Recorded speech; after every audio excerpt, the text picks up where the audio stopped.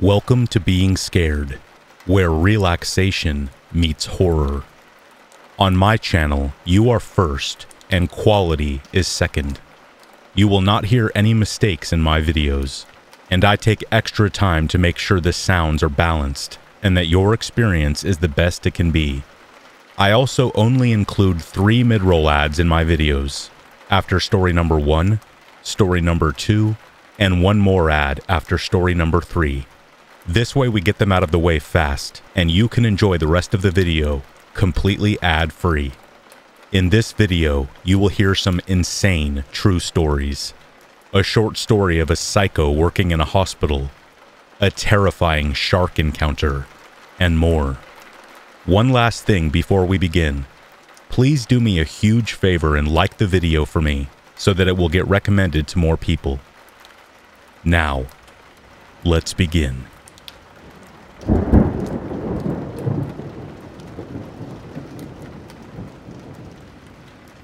I work in the garden area of a home improvement store. I don't work the cash registers, and my manager doesn't even let me water the flowers, so a lot of the time, I have nothing to do. This results in me taking extremely long bathroom breaks, where I just scroll on my phone. I know it sounds bad, but it's better than standing around trying to look busy. Today was the same as any other, with me wasting time in the bathroom. Nothing of interest happened until my work phone buzzed at the same time as the stall next to mine. A few seconds later, I see that the guy in the next stall had his hand stretched to the ground with his palm facing up. I at first thought he had run out of toilet paper and was asking for mine. He just stayed silent for a while, so I ignored him after that. Then he started moving that hand uncomfortably close to my leg, so I immediately scooted away and prepared to leave. Once the man noticed that, he hurriedly got out of his stall before I could leave. Another few seconds of silence. I took a peek out from the gap of the stall door to see what he was doing, and just like a scene from a horror movie, our eyes connected. He was barely an inch away from my door, trying to peek inside. My blood ran cold. If you're wondering why I didn't immediately open the door and cuss the guy out, I really hate confrontation. I avoid it whenever possible, and I do my best to not draw attention to myself. I stood sideways by the door so he wouldn't be able to see me. That's when the whispering started. I don't know what the first thing he said was, but it sounded like moaning. The next part was a bit more audible. He said something along the lines of wanting to see more of my unflushed toilet paper. I was thoroughly disgusted. This guy was a complete creep, and I was alone in the bathroom with him. My heart was beating faster by the second. I knew I had to stay there until another person came into the bathroom. No way was I going to confront him alone. Probably a minute later, someone finally arrives, and I take this as my chance to wash my hands and get out of there. Thankfully, the presence of the other person made the man quit his creepy behavior. As I was about to leave, he blocked my path for a quick second before stepping aside. The weird thing was, I don't even think he works at the store, because he wasn't wearing any vest. My store is extremely lenient about uniform, but most workers at least wear a vest or something connected to the store. He just looked like a regular customer. I am certain I heard 2 phone dings echo in that bathroom. The phones have a signature ring to them, so it couldn't have been a coincidence. Either way, he only started creeping on me once the phone ring made it clear that I was an employee. The situation really creeped me out, and I have been totally unfocused on my work since then. I kept prowling the garden area, looking for any man wearing a similar outfit to the creeper. I have an incredibly hard time distinguishing faces, so I probably wouldn't even recognize him if I did see him again.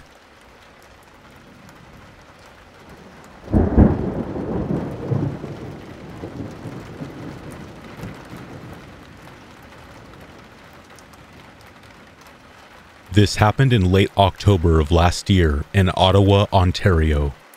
I was visiting my old city to see my parents, which is always a strenuous endeavor. so I generally try to be in their house as little as possible when I'm over. To kill some boredom one night, I decided to go for a jog around the neighborhood I grew up in, around 10:30 p.m. I was really pushing myself as I quit drinking and was desperately trying to burn off the excess belly fat from being drunk and lazy during lockdown. I ran basically a huge circuit around the neighborhood, taking me through 3 parks. The third park I had to run through has no streetlights. It has one right in the middle, but Ottawa has a thing where random lights shut off, and this alternates across the city's power grid to save money and electricity. 9 times out of 10, it isn't shining. Now, this park is extremely dark, especially on a quiet October night with clear skies and dry ground. The road leading into it is well illuminated. This is a quaint, quiet, peaceful suburb. There has been some sketchy stuff that has happened in this little suburb, though.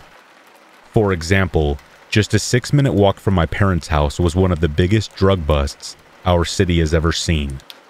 Some gang with automatic illegal weapons, the whole shebang. There were also a couple of stabbings in other areas, but very spaced apart and generally resolved by the law immediately. All in all, it's a very quaint, safe, and clean place to raise a family. If I ever have kids or retire, Canada would be an ample place to do it.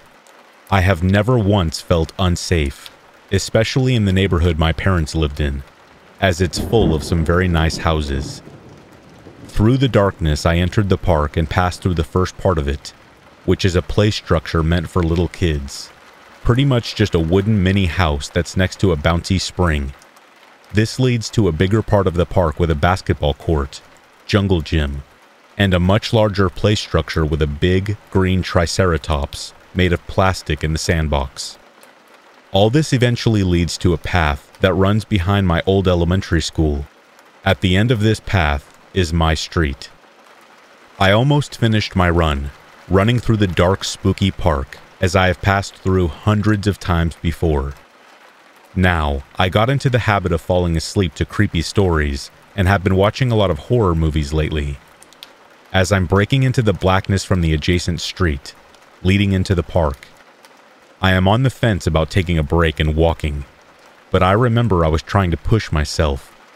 I carry on as I think, jokingly to myself, "Gee, I sure hope nothing spooky happens." But as I am rounding the corner to the other half of the park, I heard a distant scraping sound. I noticed a light from somebody's cell phone shining in the sandbox. As I ran closer, I heard this scraping getting louder. I got even closer, and I noticed through the moonlight that it is a man holding one of those hard rakes with the sharp tines, grooming the sandbox. Now, some internal intuition told me that I know this is super weird. Why is there some guy grooming the sandbox at almost 11 p.m. with a flashlight? As I approach further, however, I notice it isn't just a man holding a sharp rake. It's a man wearing an all-black sweatsuit, with the hood up, and a white hospital mask. He is standing underneath the play structure, using the tines of the rake to push a pink horse with wheels on it back and forth, and so on and so forth. He heard the stride of my footsteps approaching, and his head jerked upright in my direction. He quickly moved out from underneath the play structure and shined the light on me, right into my eyes. This is really weird, I thought to myself as I flashed him an utterly exhausted, awkward wave. I have asthma, and my quads and lungs are giving out. I try super hard to up the pace, because I am fairly creeped out at this point. In a flash, he kills his light, and I cannot see a single thing anymore. My heart jumps into my throat, and I am very tuckered out at this point, ready to collapse. I heard a soft shuffling in the sand as I passed him, followed by rapid footsteps in between my strides getting closer and louder. Instantaneously it clicks that this guy is charging me with the rake. It's crazy what fear and adrenaline can do, because I went from 0 to 100 real quick. sprinting faster than I would be able to normally. My whole body is burning, especially my lungs, as I cleared the park onto the well-lit path. I was moving so fast and panting so loud, I couldn't even tell if he was following me or not. I didn't look back. I cleared the end of the path and saw some guy getting out of his car. With him as my witness, I turned around, panting myself to death and wheezing. He was gone. I walked back to my street and went into my house, hacking up disgusting amounts of phlegm, absolutely drenched in sweat. I avoided telling my parents this story at first, just to avoid their reaction, but everyone else in my life knew pretty quick. I don't care for police, so calling them wasn't even something that crossed my mind. Later, when I reconnected with an old friend, one who never left Ottawa, she informed me that my old elementary school converts to a homeless shelter at night. They set up cots in the gymnasium and kicked them out at 6 a.m. Her reaction was to rationalize that it was probably a mentally ill, homeless person who was bored and couldn't sleep. But what if he had a different intention? Was he waiting for a jogger to pass by? Was he trying to scare people just for the fun of it? Or was he really in a violent mood? I guess I will never know.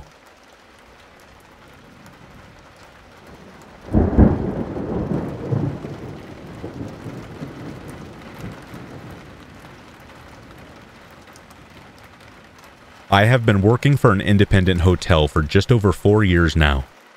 We are the #1 rated hotel in our city, and proud of it. I mostly work in housekeeping, but have done some time at the front desk as well.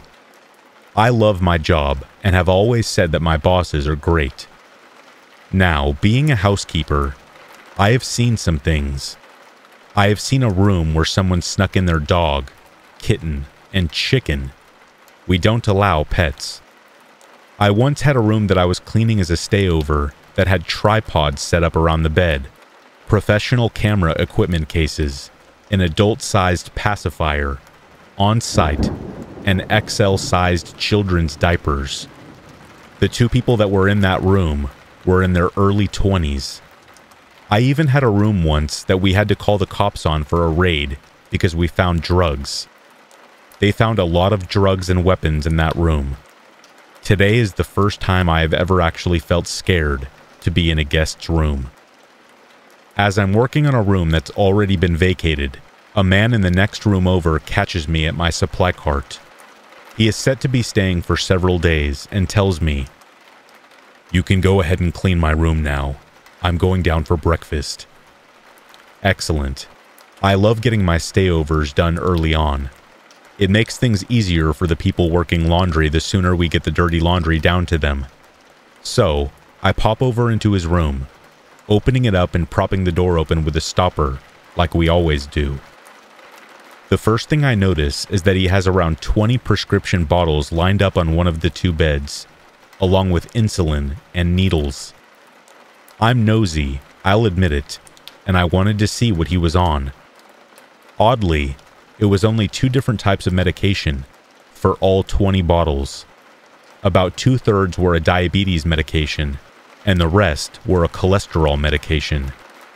That's a little weird that he has so many bottles of the same meds, but whatever. I go to make the bed and see that some of the bedding has been stained, and I sigh, knowing now that I'll have to change all the bedding instead of just being able to turn down the sheets and blanket. So, I leave the room, closing it behind me to get the linens I need, and then head right back to the room. I prop the door open again and head to set the clean linens on the desk chair, when I see out of the corner of my eye 2 notes sitting on the TV armoire. It wouldn't mean anything, except I caught the word "kill" scrawled on it. I dropped the linens and took a closer look. What I read on the first note made my blood run cold. "You don't have to forgive her. You just can't kill her. You are here to take money and alcohol away from you. Get over having to kill her and you can safely leave." My heart was pounding. My eyes went to the second note, which had just looked like a to-do list at first glance, but in the end made my stomach churn. Spray and wash. Apply for Medicare. Insubordination. The soul is healed by being with children. Bank card follow-up. Inheritance. Savings. Kauai Pop 10,500. Map Montana. There will be a day of reckoning. Did you tell Mom what I said? How did Bev get my address? It was too much. I quickly snapped pictures of them on my phone so I could show my boss why I would not clean his room. I left the room quickly, closing it up behind me. As the door closes, I turn, and I see the man just 10 feet away from me, coming back to his room. My heart is in my throat, but I manage a smile and tell him, "I need more supplies. I'll be back to your room in a bit." I take off straight for the elevator, having noticed our maintenance man waiting for the slow transport. In a hushed tone, I tell him what I found, and he sees I'm shaken. Not a normal state for me. He rides down with me, and I go straight to my boss and tell her that for the first time in all these years, I am not comfortable being in a guest room. I show her the pictures, and her face is still and pale. She goes to the front desk and asks our general manager for a minute of her time, and brings her into the office to show her. She agreed this was not a safe situation, and took our maintenance man with her to go inform the man that he had 1 hour to get his belongings and leave the hotel, and he was not welcome back. I spent a few minutes in the laundry room, trying to calm down. Then my boss went back up with me to the floor, until the man was officially out of the hotel.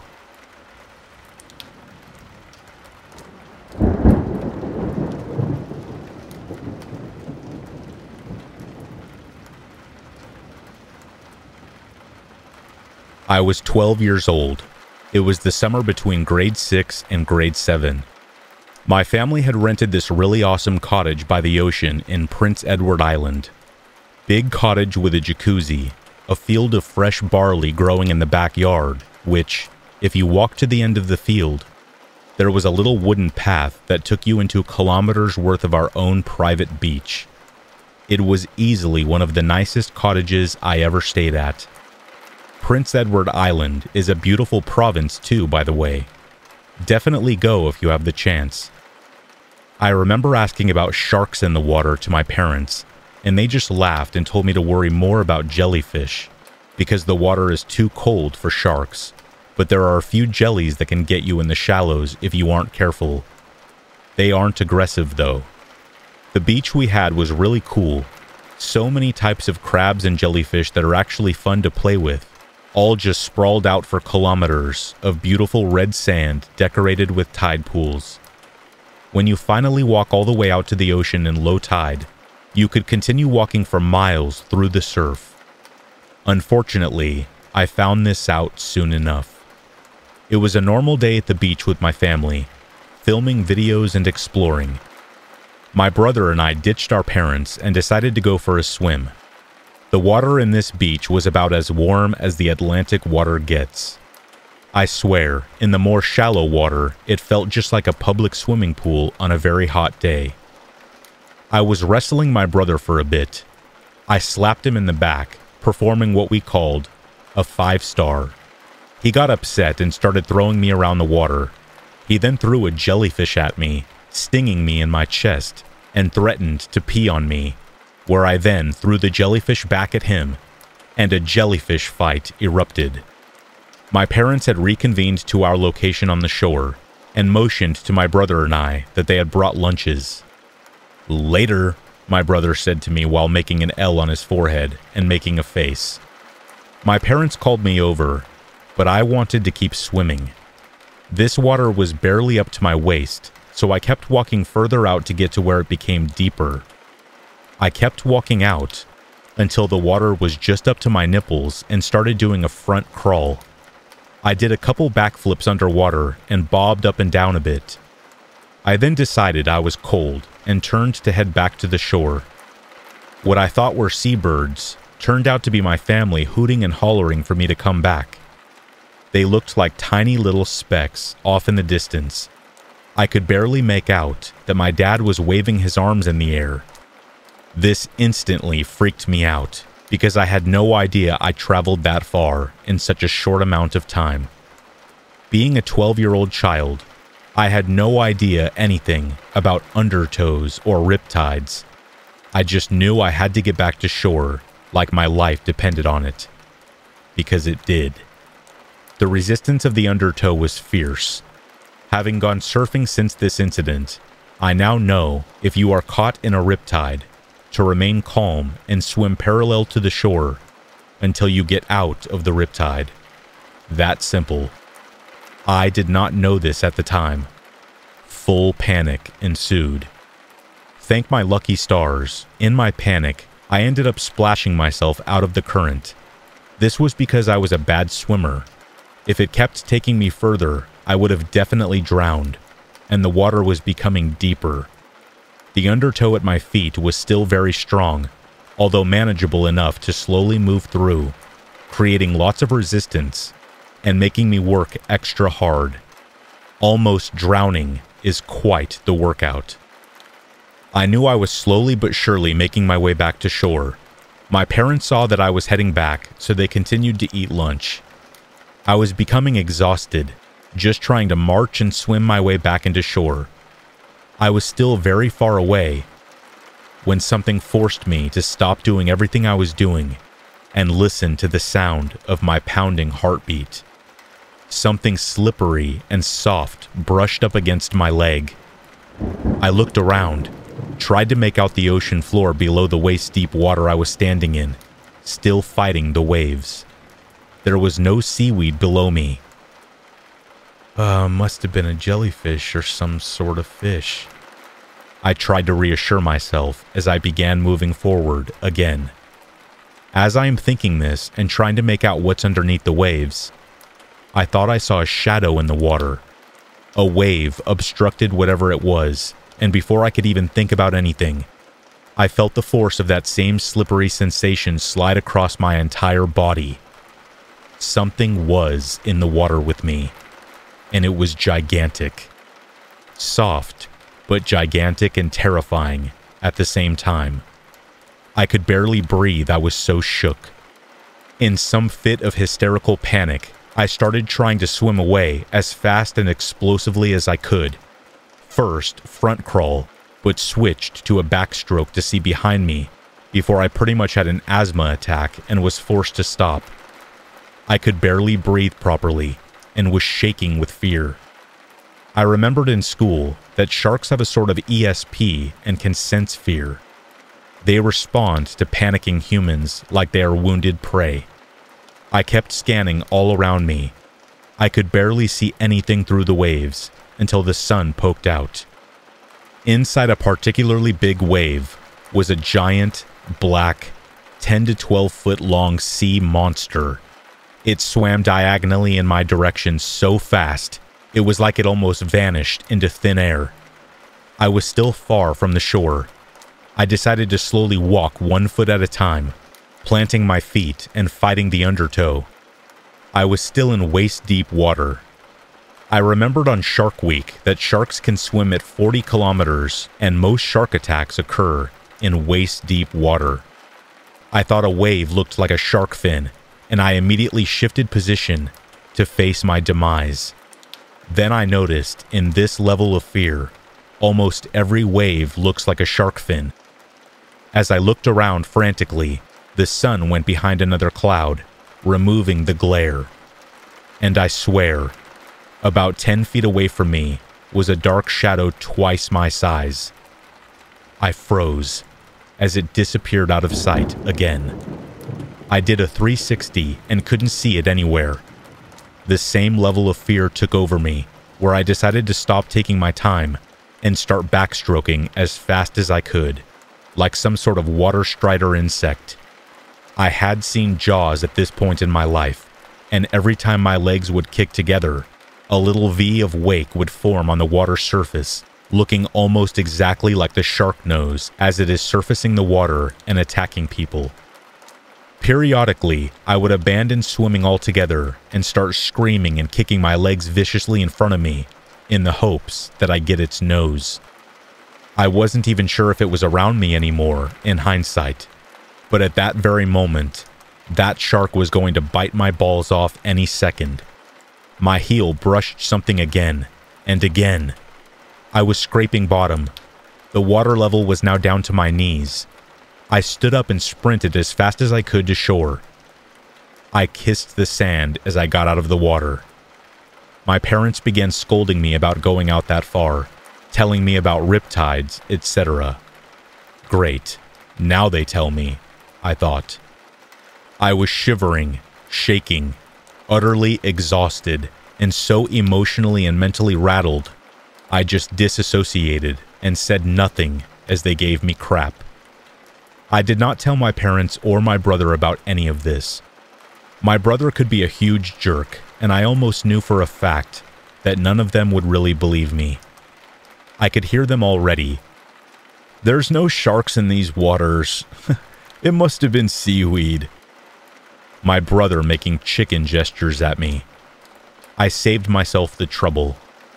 I just said nothing, ate my lunch, drank some juice, and decided to go back to the cottage after. Sharks rarely attack humans. If they did, people wouldn't go swimming.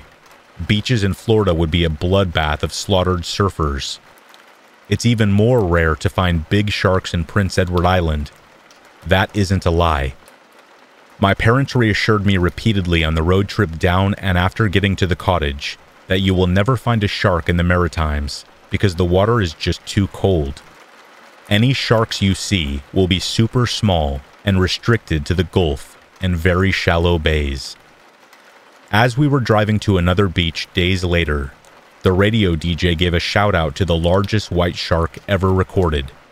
It was a female just over 6 meters long, caught in the Gulf of St. Lawrence off the coast of Prince Edward Island.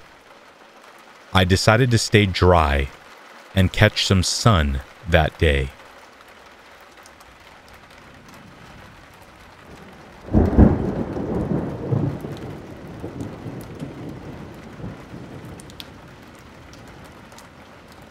This happened to me when I was 21, after I tried to take my own life.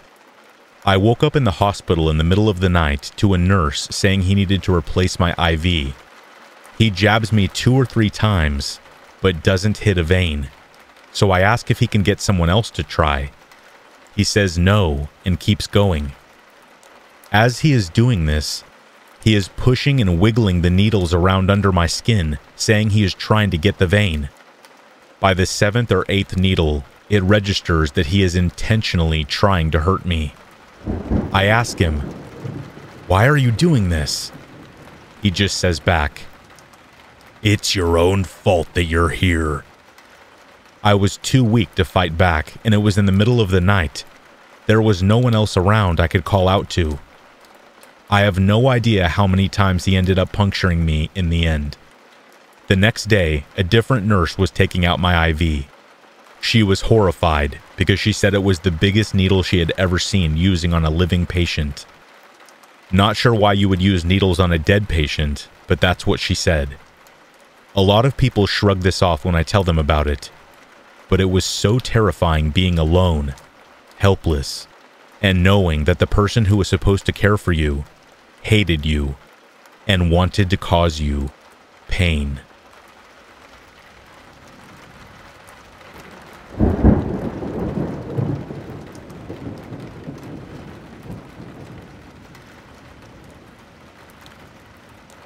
When this particular experience occurred, it was July of 1982, and I had just turned 13. As part of my birthday celebration, my parents took me and several of my friends to see Conan the Barbarian at the new walk-in theater in Liberty. This was quite a change from watching a movie from the bed of a truck at the drive-in. Instead of fighting mosquitoes big enough to completely exsanguinate us and trying to be still enough so the big aluminum speaker didn't fall off the side rail of the truck bed, we were able to sit in air conditioning no less, and enjoy our popcorn and sodas without welts and blood spatters. For several weeks after that, we all made swords out of anything we could find, and beat, slashed, hacked, and stabbed the crap out of anything we thought was worthy of being a foe. Mostly, this resulted in a bunch of decapitated weeds and flowers, and a few slaughtered spiders. One of my friends got his father's machete, and we spent a happy afternoon seeing which of us could chop a sapling tree down in a single hack. We almost had a fist fight over who got to use it to kill a little snake we found. It disappeared before we had a chance. Conan was the hero of the day for that summer, right up until we saw first blood just after Halloween. One day, we decided that we needed to build our own Temple of Set, which was Thulsa Doom's cavernous fortress from the Conan movie. We didn't have a Princess Valeria to rescue, but we thought it would be cool to at least have a cave to stealthily invade. We had visions of tunnels and caverns and underground rooms filled with treasure to steal. After much arguing and discussion, we finally decided that the best location for our imaginary massacre would be at the bottom of one of the steep banks of the river by a sandbar. The following weekend, we all went to the riverbank with our various instruments of destruction. We had a regular shovel, 2 sharpshooter shovels, a hatchet, and a pickaxe. The area that we chose was at a bend in the river that was about a 10-minute walk from the road. The level of the river was low, and it left a great expanse of sandy shoreline in the bend where the sediment had built up into a sandbar that was high and dry when the river level was low. Over the years, the river had cut into the earth, leaving high banks at this particular bend that were maybe 12 or 15 feet above us. It was already undercut to an extent, and we had to clean out the trash and beer cans from previous visitors before we could start working. We spent the following week digging into the side of the bank. We dug a hole about 10 feet deep and then began making our cavern. It was more work than we anticipated, so it was a lot slower than we wanted. We usually worked in 10 or 15-minute bursts, and then we would work on a squared-off berm with the dirt we had excavated to hide the entrance. Before we finally got bored with the whole idea of multiple tunnels and caverns, we had dug a tunnel about 3 feet in diameter and 10 feet deep into the bank of the river.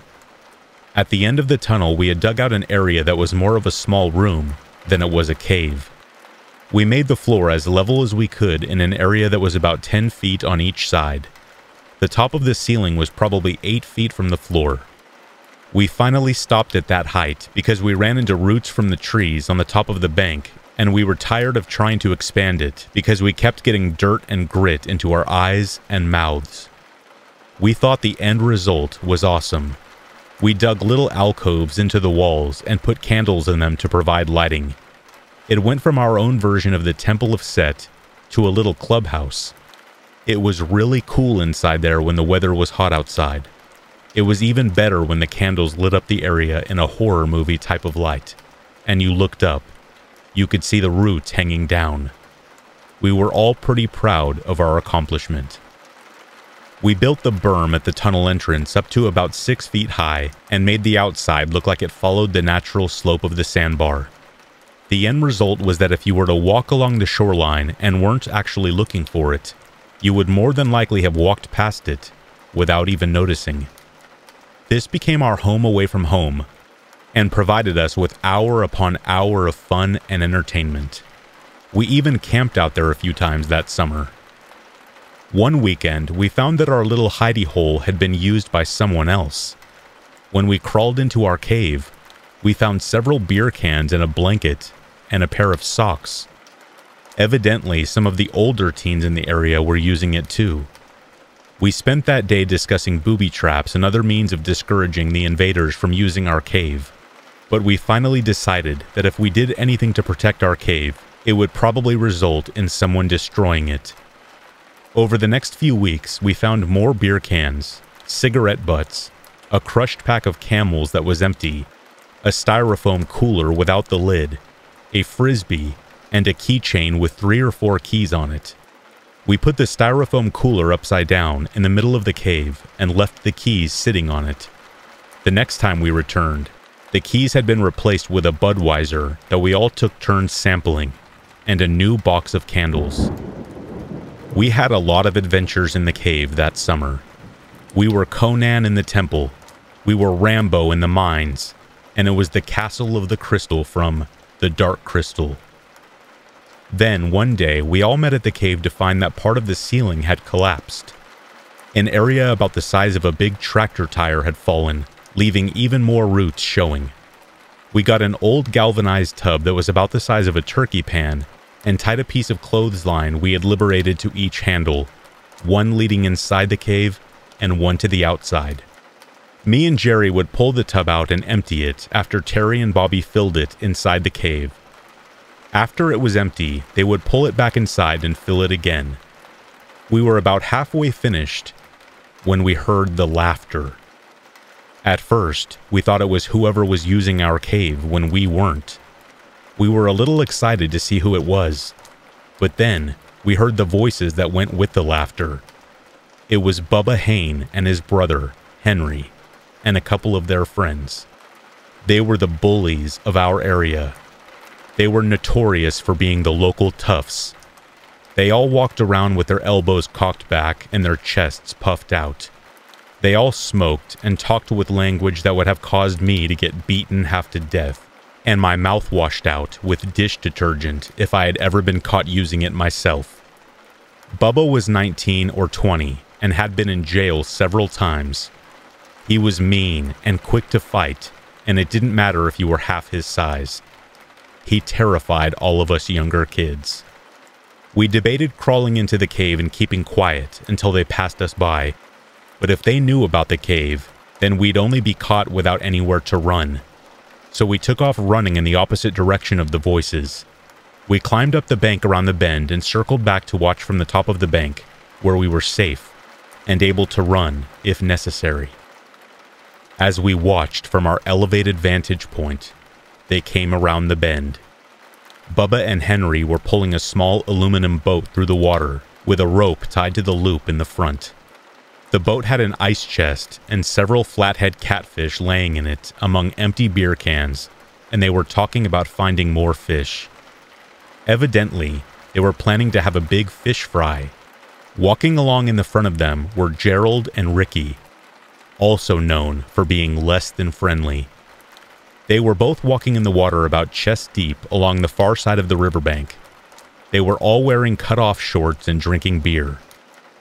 Ricky would stop occasionally and feel the wall of the bank under the water. As we watched, he disappeared under the sandy water for several seconds and then surfaced again and said, "Nothing," and they continued walking. They were talking about which girls would be at the event and who they hoped would come and who they'd like to hook up with. They were noodling for fish. Noodling is one of those activities that can be both exciting and dangerous.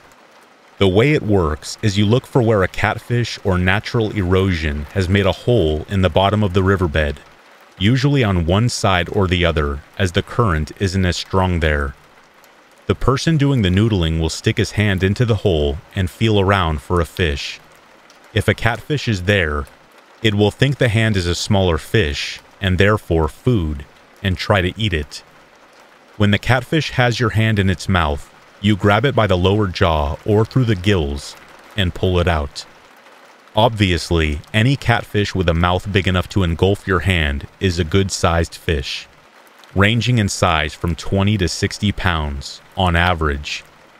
The problem with doing this is that occasionally you can get a fish that is actually too big to easily extract and doesn't want to let its lunch get away. It is then a fight to retrieve your hand and get your head back above the water before you drown. While they don't actually have teeth, catfish have millions of tiny little spikes on their lips that can scratch you up pretty good. Another danger is that you encounter something other than a catfish, like a snapping turtle. If this happens, it is entirely possible to lose a finger. I am not too proud to admit that I'm too chicken to go noodling. As we watched, Ricky went under the water again. After what seemed like 2 or 3 minutes, his hand suddenly shot up from the water and waved back and forth. Gerald immediately went under to help him, and they came back up a minute later, sputtering and gasping for air. They had caught a big one, about 4 feet long.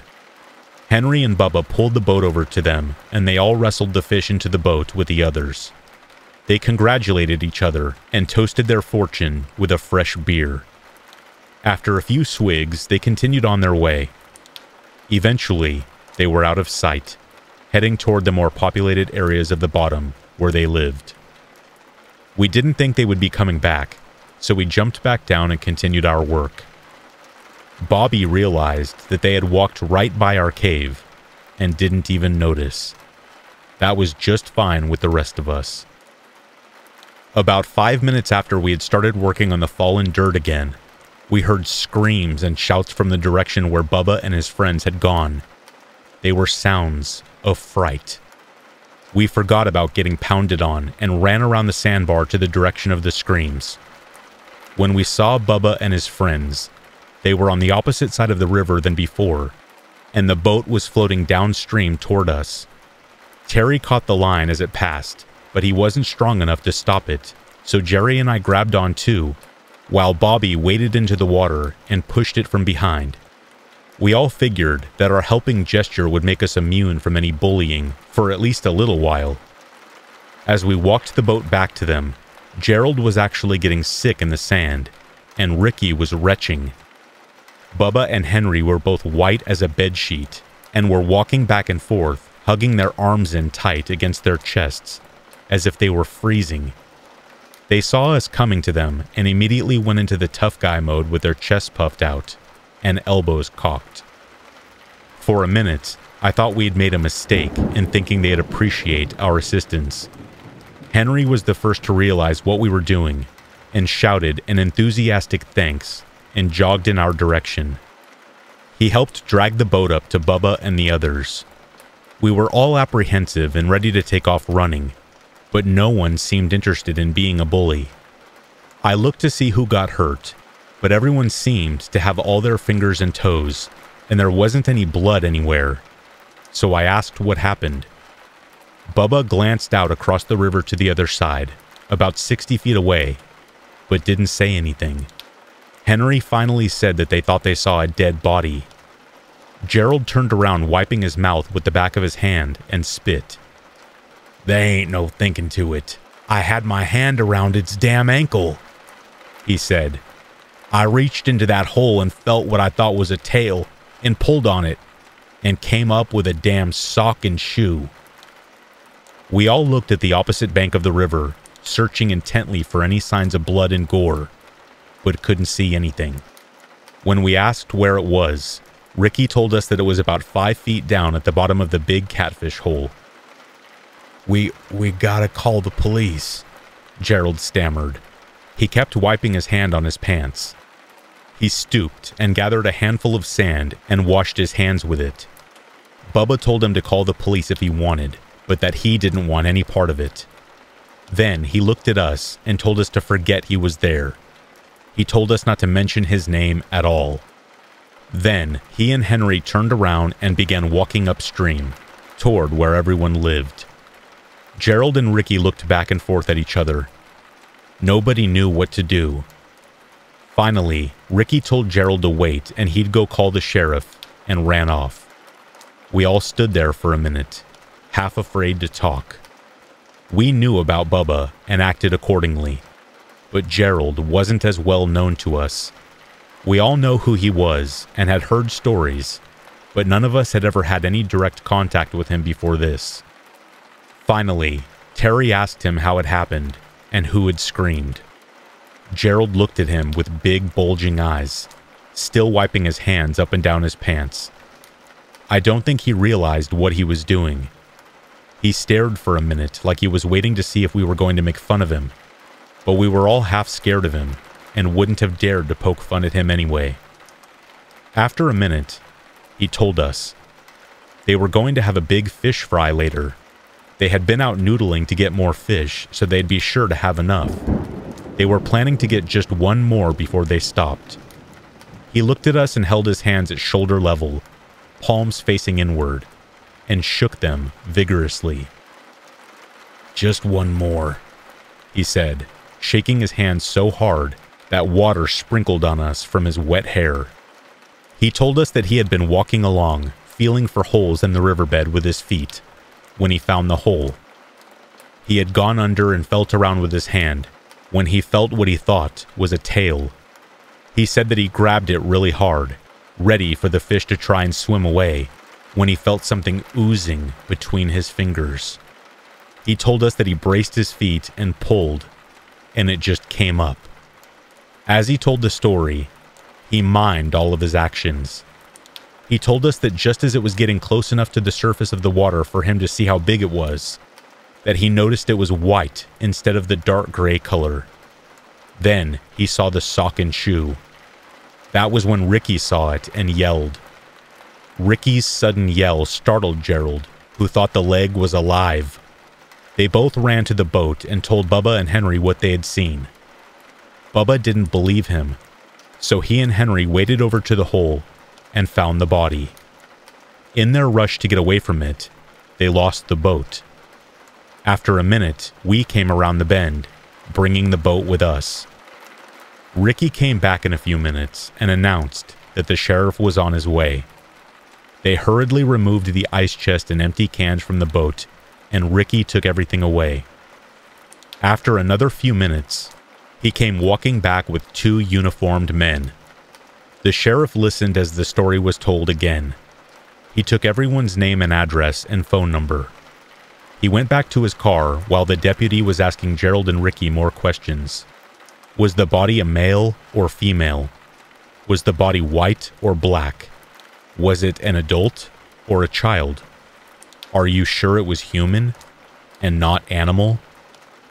After what seemed like 10 hours to us kids, but was probably less than an hour, the sheriff appeared again. He was walking with 4 other men who were all wearing wetsuits and had scuba gear. 2 of the men started taking a bunch of photos and plotted the area on a map and took more photos from the bank above the hole and from where we were standing, and from the opposite bank on our side of the river. As the 2 men took the photos, the other 2 went underwater and confirmed that it was indeed a human body. 2 of the men went back to wherever they had parked and returned with a table and another camera. As they returned, the sheriff told us that we should probably leave the area and stared at us until we took the hint and left. We ran back toward our cave and climbed the bank again, this time circling the opposite direction and sneaking to the edge of the bank, overlooking the scene of the excitement. The scuba divers used this second camera to take more photos underwater. They couldn't have been very good photos because the water was only neck deep, and they completely disappeared in the murky water. After they finished taking photos, they brought the table out to the edge of the water. The table was actually a large float that 2 of the men held in place, while the other 2 went underwater again.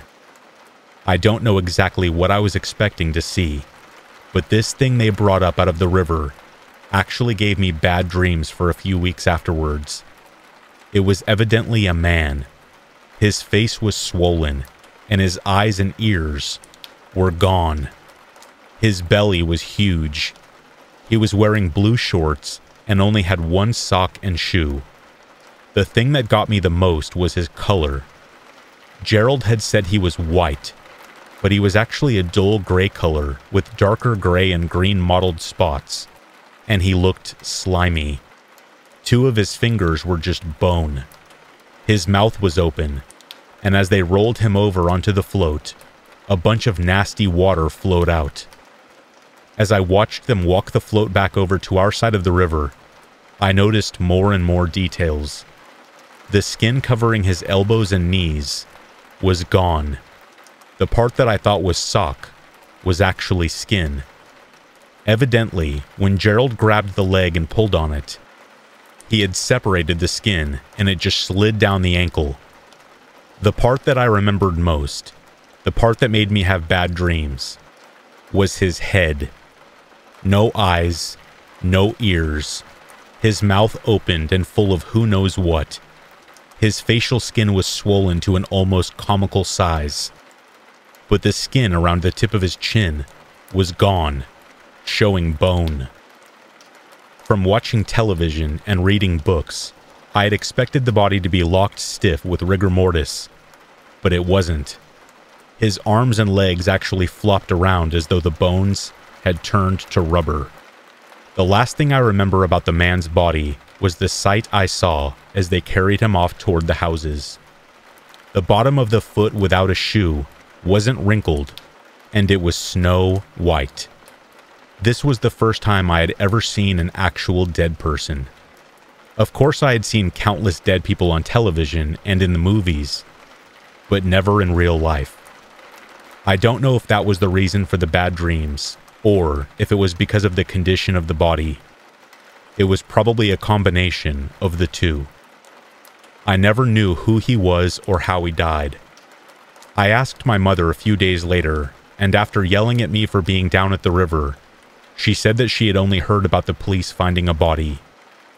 We went to the little cave a week or so later to see if there was anything new left in it, but it had completely collapsed, leaving a huge divot on the top. One of the trees on top was still standing, but at a drunken angle. It had rained, and that was evidently enough to collapse the cave in on itself. None of us cared, though. The gruesome discovery had killed the magic of the place for us. The following summer, that whole side of the bank was gone, including the tree.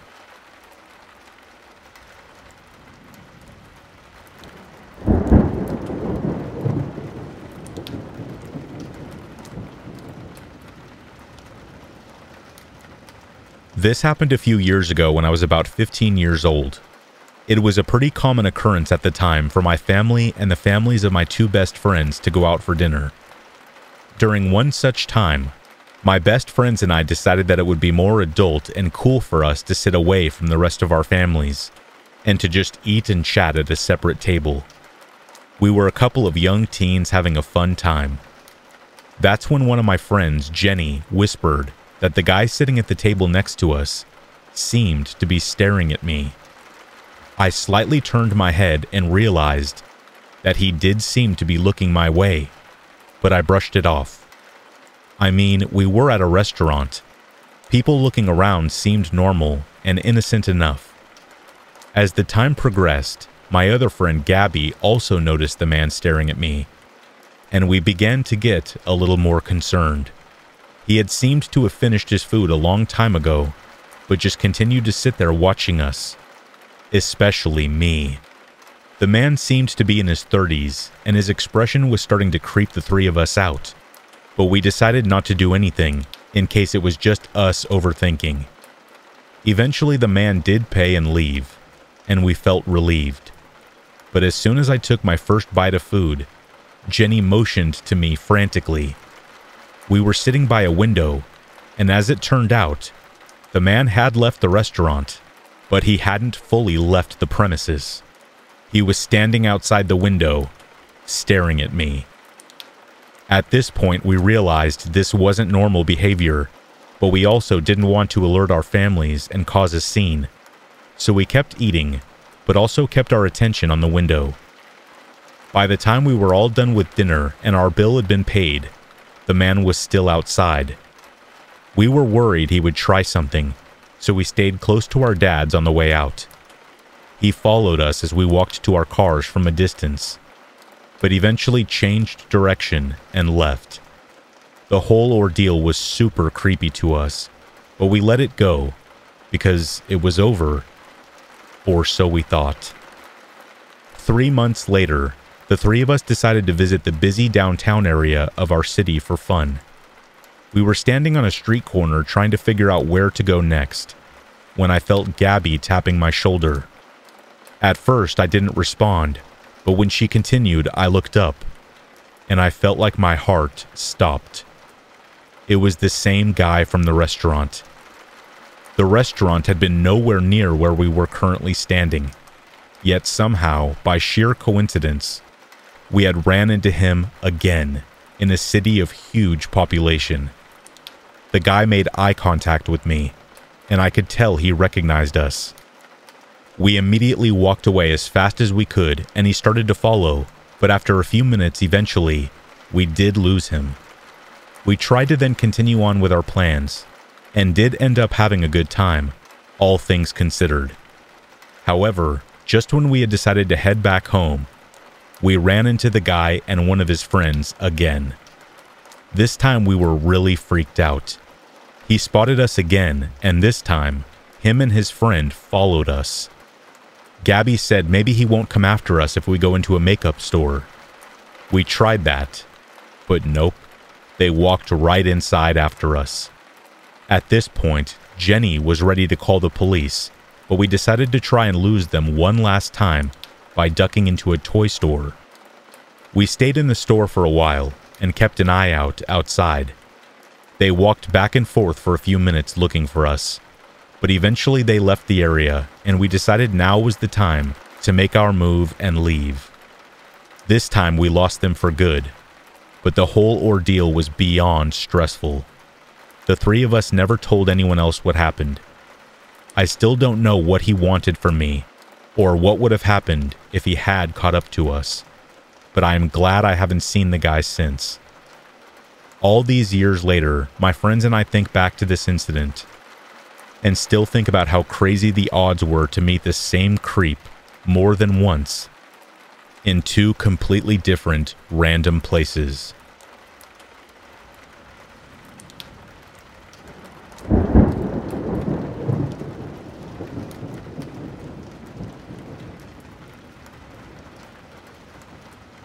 When I was about 9 years old, my family used to live in a remote area on the outskirts of town. Considering the location of the suburb, that area was surrounded by warehouses and such. At the time, my family did not have a phone in the house, and neither did our neighbors. There were no cell phones back then, or they were a luxury, and not everyone could afford one. This took place in the end of the 90s. So, if I needed to call my mom whilst she was at work, I had to either go to my dad's work or a company next to his, which was closer, to make a phone call. My dad's work was a relatively short walk from our house, probably 30 minutes or less. My dad was working at a huge unloading dock for metallurgical, natural resources shipments. In order to get to my dad's work, I had to walk past another adjacent company, just like the one where my dad was working. I will call it Docks 2. My dad's work, as well as Docks 2, had a sort of watchtower. It is just a cabin mounted at the top of a tall platform, and you need to go up a decent amount of stairs to get to the top. There was always a guard inside overseeing the whole yard from the top, during the day and night, to make sure no one is in danger, and no break-ins. The phones were located only on-site watchtowers at the time. Docks 2 were much closer to our house, about a 10-minute walk. One day, as I have done many times before, I went to Docks 2 to make a call. I climbed the stairs, knocked on the door, and was welcomed in by a guard I used to see quite often, and knew well. However, that day he wasn't alone. The new guy, who was 28 at the time, was there. Apparently, he was a new employee hired to work shifts. He was this very tanned man, always wearing military-style outfits. I was just an average-looking child, looking exactly my age. My hair was very blonde, which made my cheeks always appear rosy red, and give me even more of a childish appearance. When the new guy saw me that day, he would not take his eyes off me. As soon as I was about to finish my call with my mom, the new guy went outside to smoke. When I came out, he smiled at me and asked me what my name is, and whether I came there often to make calls. I don't remember what I said, but I felt very shy because he was staring deeply into my eyes. I will call him the Creep. Fast forward a few days, and I came to that tower again to make a call. And there he was again, but that time he was alone. I spoke to my mom, and as I was about to leave, he asked me if I want any tea, to which I refused. He then proceeded to ask how my school was going, and things like that. He offered to help me with my homework, however I told him I have got it all sorted. Harmless, but strange. On a side note, I just want to say that what gave me shivers when I was near him is whenever he looked at me, he looked drunk, which was very unsettling. Mind you, he wasn't actually drunk, but his eyes would get so hazy and his face flush red. Sometime later, I saw him again. That time, I was walking to my dad's work with my friend, and he was doing some digging in Docks 2. When he saw me through the metal fence that was separating us, he just leaned against his shovel and stared at me. He didn't say hi or anything. After those encounters, for quite some time I took alternative routes to see my dad, or play with puppies at my dad's work, or make calls to my mom, because he really creeped me out.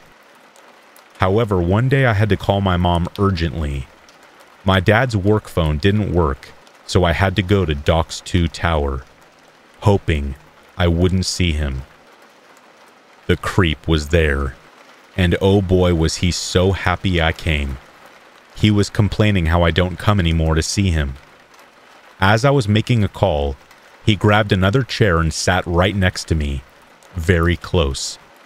It took a while for my mom to get on the phone because she was busy with something, and someone went to get her whilst I was on the line. It felt like hours waiting, and the creep was just seated next to me, looking at me and smiling. When my mom finally got to the phone, he got up and went to make me tea and brought some biscuits. When I was done talking, he insisted I have some tea with him, which I didn't, and he just kept on trying to strike a conversation, but this time the tone of conversation was different. He asked me how old exactly I was, and I told him 12. I have no idea why I lied. He told me his age, and although I knew he was much older, I felt really weirded out that he wanted to talk to me so badly, or had any interest in me. My alarms did go off every time I was around him, but I guess I didn't feel overly in danger. He then proceeded to tell me that I was beautiful and asked me whether I had a boyfriend. He asked me if I have already dated boys and what type of boys I liked. I was so uncomfortable and so eager to leave at that point, but he would just keep dragging me into these weird conversations. I could tell he was drinking that day. When I began moving towards the door, he followed me. Eventually, we both were outside. However, in order to get down from the tower, you need to walk this narrow path towards the stairs. He stood blocking it so I couldn't leave. He got very close to me, and I was freaking out. The only escape tactic I could come up with as a child was to pretend that I'm seeing someone from the top of the tower.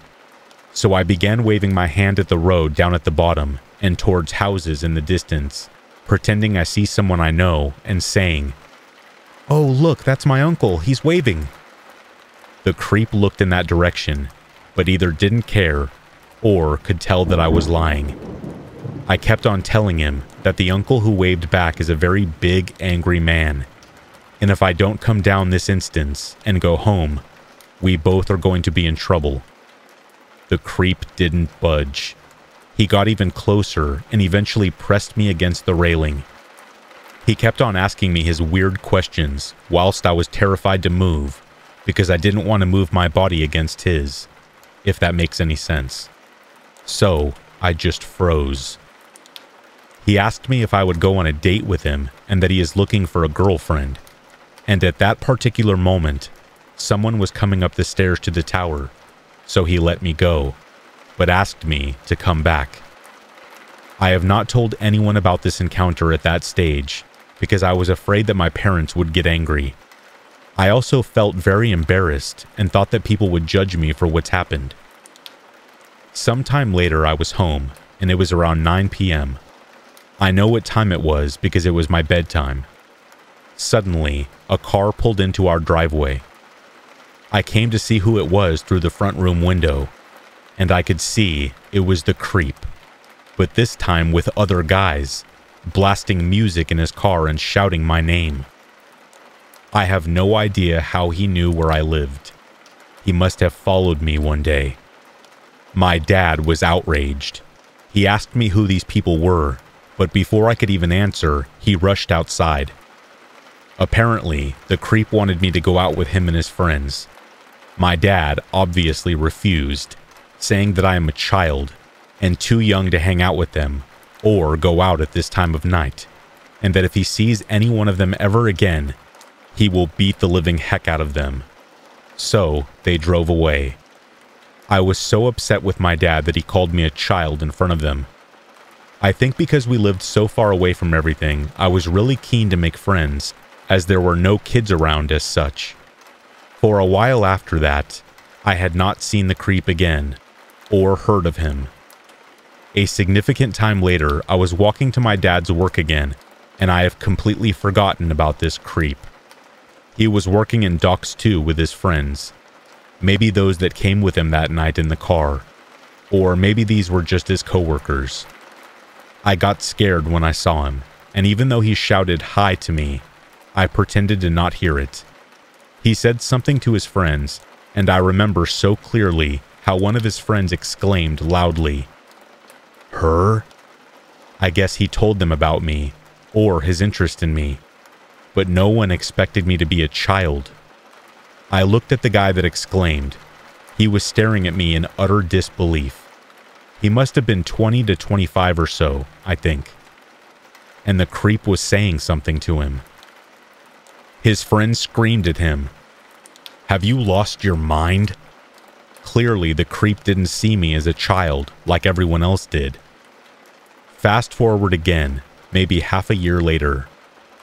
One day I was home alone in the evening, waiting for my parents to come back from work. We lived in a very safe community, so sometimes I'd be home by myself for a little bit after school until my parents got home. I was playing a game whereby I was a singer. I had this stage created in the living room, and I was performing in front of the chairs, pretending chairs were my live audience. It was pitch black outside. At some point during my performance, I see someone staring at me through the living room window. That person must have been crouching down, as only the top of their face could be seen from the bottom. As soon as that person realized I saw them, they ran. I was so embarrassed that someone saw me performing, scared and shocked at the same time, that I was glued to the floor. I don't know if that was him. Our dog didn't react at all, maybe because the music was playing very loud. I was scared to go outside the house and check, but I peered through the window, and no one was there. That person had to climb over a wooden fence to get to our living room window. I told my parents about it. I have also asked my friend whether it was him who came around, but he said it wasn't. I don't know if my friend felt shy to admit he was watching me, or whether it was the creep. In closing, one day I went to Docks 2 with my dad, as my dad needed something from there for work. I saw the old guard that I knew well and asked about the creep, and was told that he doesn't work there anymore. I don't know whatever became of him.